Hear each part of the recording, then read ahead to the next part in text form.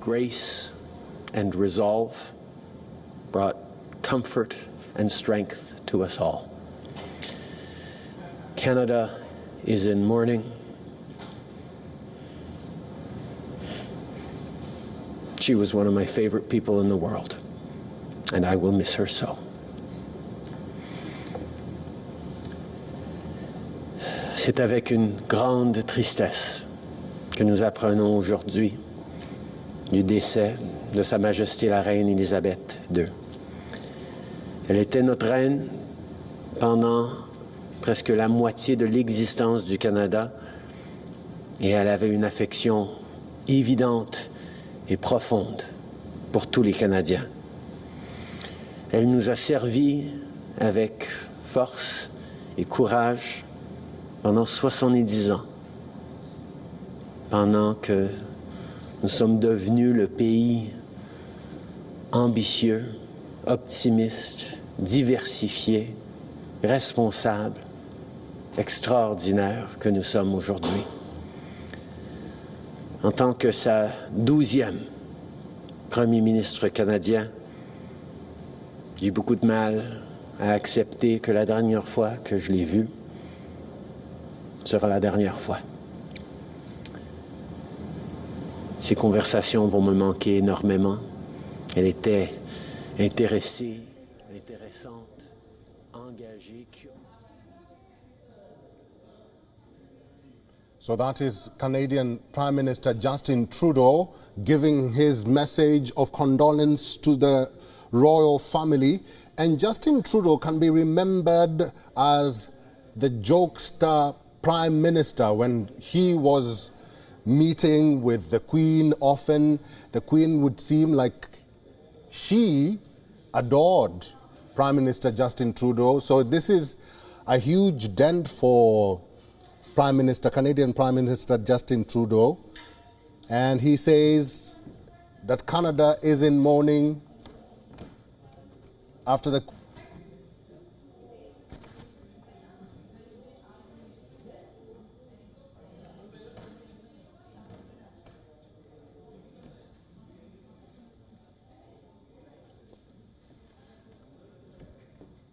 All right, right before we talk about more about the demise of the Queen, the longest reigning monarch. She died at the age of 96. And this is a statement from His Majesty the King at the time of the Queen's death. The royal family did send out a message. It says, "The death of my beloved mother, Her Majesty the Queen, is a moment of the greatest sadness for me and all members of my family. We mourn profoundly the passing of a cherished sovereign and a much-loved mother. I know her loss will be deeply felt throughout the country, the realms and the Commonwealth, and by countless people around the world."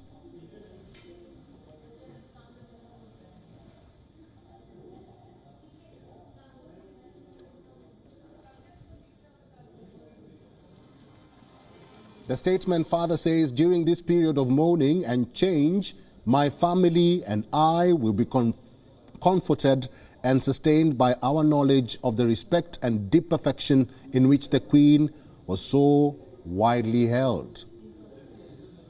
This is a statement from His Majesty the King Charles III. And we had earlier a statement from the new Prime Minister Liz Truss, who says that Britain is now in mourning.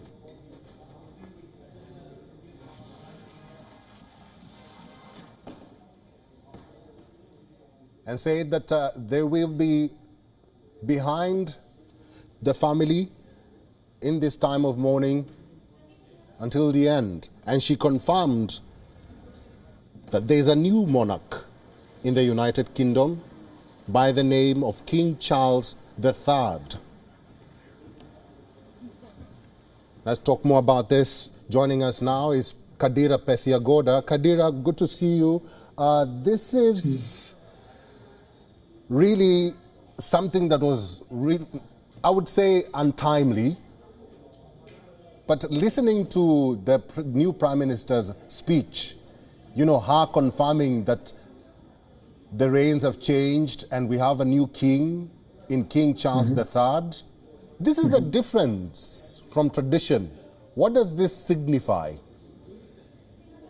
Yes, I think, I mean, it seemed to have happened at, one of the most difficult times in Britain's history, pretty much since World War II. You've got the skyrocketing energy crisis, you've got, a great deal of anger and disillusion amongst the population. You've got, the world almost on the brink of nuclear war. And here you've had this monarch who's ruled most of our entire lives and was one of the most beloved and unifying figures in the country. So I think, Liz Truss is moving to try and quickly, let people know that His Majesty King Charles is taking over. But I think it's interesting really to see how he is as a monarch because, for most of our lives, we've only known this queen, and she has a very particular personality, which seemed to have gravitated to the non-political nature of the role. But this may not be King Charles's style, so that's something that would be really interesting to see. Let's talk more about the new king, Charles III. There will be conflicting emotions as he takes charge. He gave out a statement where he said there will be great sadness that he refers to in his statement for the loss of his mother. Taking charge now for King Charles III, what are some of the challenges that he might face going forward? Kadira. Yeah, so I think, specifically he'll face the challenge from Republicans, which will see this after the period of mourning. They'll see it as an opportunity to, push that cause again. And of course, the Queen was incredibly popular, so it was difficult for them under her reign. He'll also see the challenge of the independence push from Scotland, who will also see this as an opportunity to push for that. And more broadly, I guess, the divisions within society as well. But I think that, King Charles, he actually has shown that he has, an affinity for actually, getting a bit more involved in things. He's got a great love of the environment. And I think, it might be that a more interventionist or interested monarch might be what these times actually require. And he may actually be able to play a very positive role in that. Andrew Whitehead, hi. I know you have been on for a long time. I'm back now. Now, this news is for the royal family and the nation an absolutely massive moment, the moment so many people have dreaded for so long. That's right. I mean, I worked for decades at the BBC, and every so often we would have a rehearsal of our plans of what happens when the monarch dies. And of course, it's now 70 years since we last had a reigning monarch who died. So the Queen has been our monarch for as long as most people in this country can remember.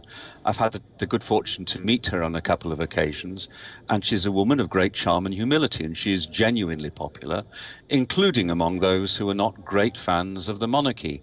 And she's been a focus of national stability and continuity through very turbulent political and economic times. And I think she'll be a very difficult act for her son, King Charles, to follow. He doesn't have the same humility. He doesn't have the same broad respect. And if he puts a foot wrong in any way, then I think it will sharpen the debate about whether in the 21st century we wish to continue to be a monarchy. And certainly I think the Queen was head of state for 14 other nations. I think some of them may be wanting to consider whether they want to have the new monarch remain their head of state. That's my suspicion. Andrew and Kadira, this question goes to both of you. Let's talk about the new heir. And since he was born in 1982, Prince William has been second in line to the throne, that is 2 steps removed. His father is now the king, and he has become the first in line. What can you say about Prince William? I'll start with you, Kadira. enjoys the popularity to some extent that his grandmother did. You know, he's not associated with that generation of royals where there were scandals in terms of the marriages and all those kind of things. So he has come out quite clean at the moment. So I think he does have a lot of popularity, but I also think that the media has been quite harsh on King Charles in the past, and I feel that he has an opportunity to really change that, and especially at this time when the public, I mean, even though there's people questioning the monarchy, there's probably even greater questioning of the government, and the whole sort of democratic system is being questioned. So I think, we need something to change that, and, he might just be the thing. Andrew, over to you. I absolutely agree. Prince William is a nice guy. He's very well regarded. He does have popularity in much the same way as his late grandmother has had. I think I'd say he enjoys higher popular standing than his father, the new king. But I think Prince William will be happy to wait his turn. I know there's been speculation about whether King Charles would abdicate to allow his son to be monarch when he is not too old. Prince Charles, King Charles, has had to wait a long time. He's in his mid-70s, and he made known that he wanted to start doing a real job, and he's had to wait a long time for that. Whether he might decide to give his son the chance to get stuck into the job at an earlier age, we'll have to wait and see. I suspect not for quite a while yet. But this is a time of some uncertainty as well as of great sadness for the royal family and the nation. And I think the focus of many people is going to be in honouring the late Queen and just thinking of her. And I think many people will silently be saying a thank you for all that she's brought to this country by her personal qualities. Well, Kadira and Andrew, despite all the positives about the Queen, there are some fault lines that we have to talk about. There are the reality. This is the new reality for the new king, King Charles III. Issues about colonialism. There are some countries which wanted to part ways with a monarch, which wanted to part ways with the Commonwealth. What do you think King Charles will do right now that he's taken charge? I'll start with you, Kadira. Yes, well, I think King Charles, he would probably see the challenges at the moment, although I don't think these countries would move immediately. I think what he will do is seek to, he may play a more active role in visiting these countries, extending those kind of relationships again. But I guess the world is extremely different than it was, during the last wave of independence in the mid sort of 20th century. We've got this sort of growing divide between the West and Russia and China.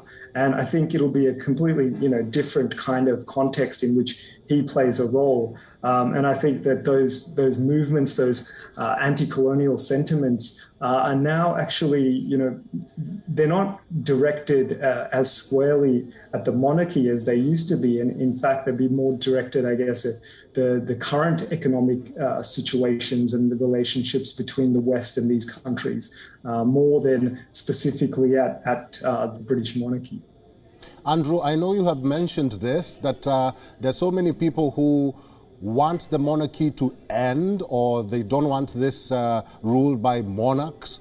But thinking about this and going forward with this, what do you think? Do you think, first of all, it was right for some of these countries to part ways with the Commonwealth? Well, there's a number of things. I think there is a Republican sentiment in England, but it's quite small. So it's only a minority of public opinion that wants to see an end to the monarchy. I don't think there's going to be any exodus from the Commonwealth, but I do think some countries which are in the Commonwealth, which currently have the Queen as head of state, may well wish to consider that with this change, this moment of rupture, perhaps it's time to think of ending having a British head of state. It is a strange legacy of imperialism that a dozen nations around the world have a foreigner, a British person, as their head of state. In many ways, it doesn't make a lot of sense in these days. I think Charles will be disappointed if some Commonwealth countries don't want him as the head of state any longer, but I don't think he'll be hugely surprised, and I don't think it will greatly diminish his monarchy.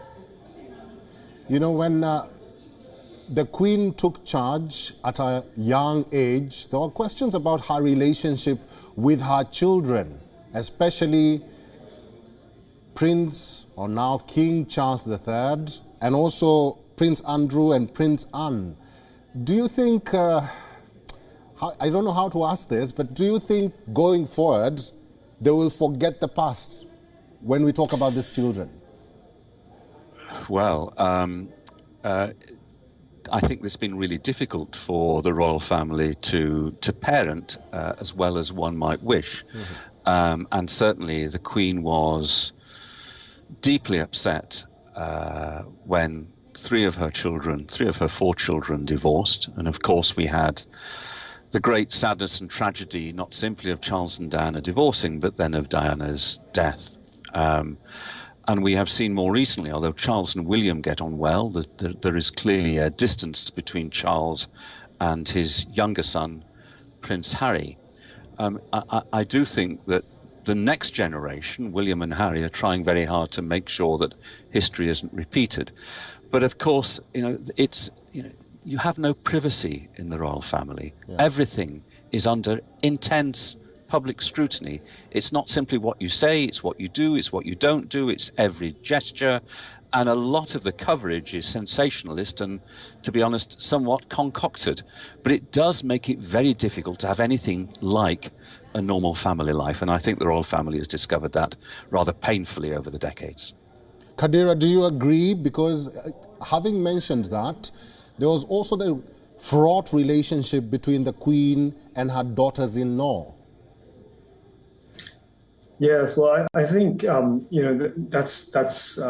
do agree that it's been sort of beaten up by the media quite a bit, and I think it would be extremely difficult to even try and imagine the pressures of being always in the limelight, particularly given that the crown is not something that was sought out. It's something that is handed down, and Charles grew up having to be the heir, and he would have faced a tremendous amount of pressure in terms of his schooling, in terms of how he was treated by peers, and so all those things are I guess, extremely difficult. But I think the public now, I feel, it has a bit more of a forgiving air when it comes to the monarchy compared to how they felt, I think, during the time of Diana's unfortunate death.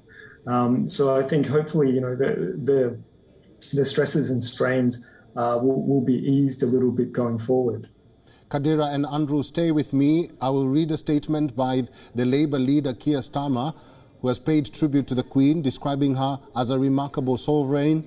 In a statement, he said, "It is a deep private loss for the royal family, and all our thoughts are with them at this time. The nation shares in their grief." The statement also reads, "We will always treasure Queen Elizabeth II's life of service and devotion to our nation and the Commonwealth, our longest serving and greatest monarch. Above the clashes of politics, she stood not for what the nation fought for, but what it agreed upon. As Britain changed rapidly around her, this dedication became the still point of our turning world. So as our great Elizabethan era comes to an end, we will honor the late Queen's memory by keeping alive the values of public service she embodied."